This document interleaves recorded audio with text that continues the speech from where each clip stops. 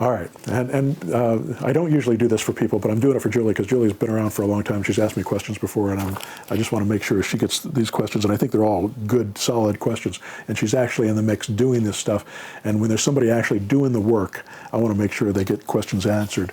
I would encourage you, Julie, to get into the mentor program so you can have my personal help on a regular basis on this stuff. Her third question in that series of questions that she had is, I'm finding it very hard to obtain local buyers from my buyers list.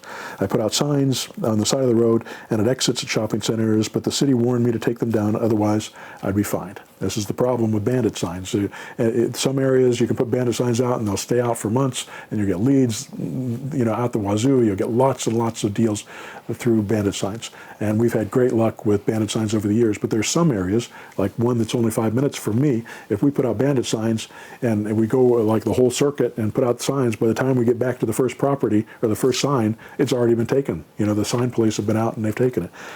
Every place we put them out, we seem to get calls from the sign police telling us to take them down. So you have to decide what your level of comfort is about whether or not to put out Bandit signs. I don't do very much of it very often because Craigslist sells our properties and the sign in the yard sells our properties every time. As long as we structure the deal properly and price it right, we always get these deals sold without having that. Now, you want to build a buyer's list without having anything to sell.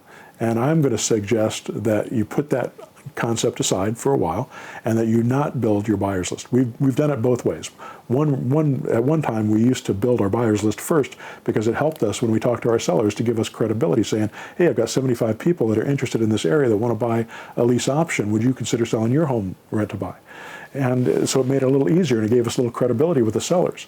But since then, we've got the auto marketer that goes out and makes these offers already for us, makes it a little bit easier. And now, we talk to the seller, and once we get a deal together, once you get one lease option done, once you get 2 lease options done, you're going to have 50, 100, 500 people on your buyer's list just because of the advertising you do to sell that property through Craigslist and the sign in the yard. So you're going to build your list just by getting more inventory. So focus on getting the inventory, get the houses for sale, talk to the sellers. That's your main focus. And once you do that, then you can go to the next level with that.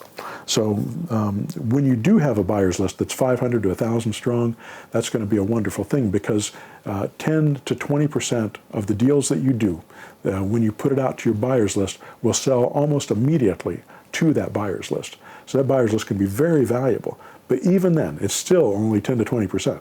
Now, to me, that's a phenomenal number. That's a wonderful thing to be able to sell immediately to that list simply by sending out an email. And you can do that. But also keep in mind, a lot of them you're going to have to put on Craigslist, you're going to put a sign in the yard, and that's still going to be an effective way to do it. And they still have to be structured properly. They have to be priced properly. The monthly payment has to be at or below market value.